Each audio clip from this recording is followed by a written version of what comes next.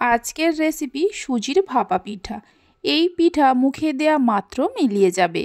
খুবই কম সময়ের মধ্যে বানিয়ে নেওয়া যায়। আশা করি রেসিপিটা আপনাদের ভালো লাগবে। নমস্কার বন্ধুরা, রূপাস কিচেনে সবাইকে স্বাগতম। তাহলে চলুন দেখে নেওয়া যাক।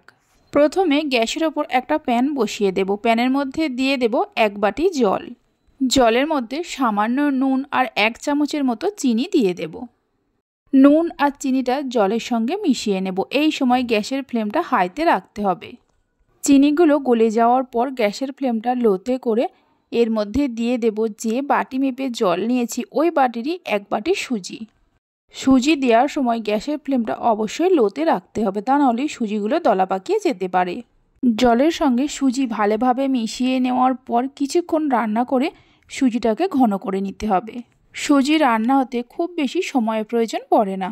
মিনিট 4-5 রান্না করে নেওয়ার পর দেখুন সুজি আগের থেকেই অনেকটা ঘন হয়ে একটা ডোতে পরিণত হয়ে গেছে।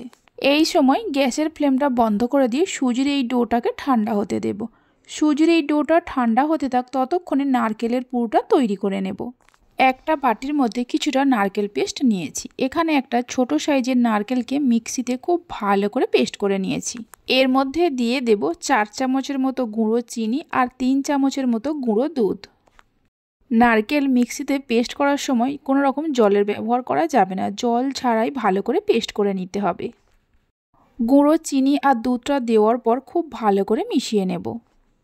নারকেলের পুরটা তৈরি করে নেওয়ার পর রেখে দিয়ে এদিকে যে সুজির ডোটা ঠান্ডা হতে দিয়েছিলাম, ঠান্ডা হয়ে যাওয়ার পর একটা প্লেটের মধ্যে নিয়ে তার মধ্যে 1 চামচ ঘি দিয়ে দেব। ঘি দেওয়ার পর সুজির ডোয়ের সঙ্গে খুব ভালো করে মিশিয়ে নিতে হবে।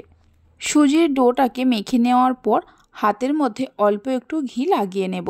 ঘি লাগিয়ে নেওয়ার পর এই ডো থেকে বড় করে লেচি কেটে নিয়ে প্রথমে হাতের মধ্যে পাকিয়ে গোল করে নেব। তারপর একটা বাটির শেপ দিয়ে নিতে হবে। আপনারা যেমন সাইজের পিঠেগুলো বানাবেন সেই মতো লেচিগুলো কেটে নেবেন।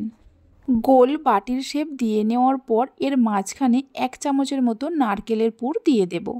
পুরটা দেওয়ার পর এইভাবে করে আটকে দিতে হবে যাতে পুরটা বাইরে বেরিয়ে না আসে।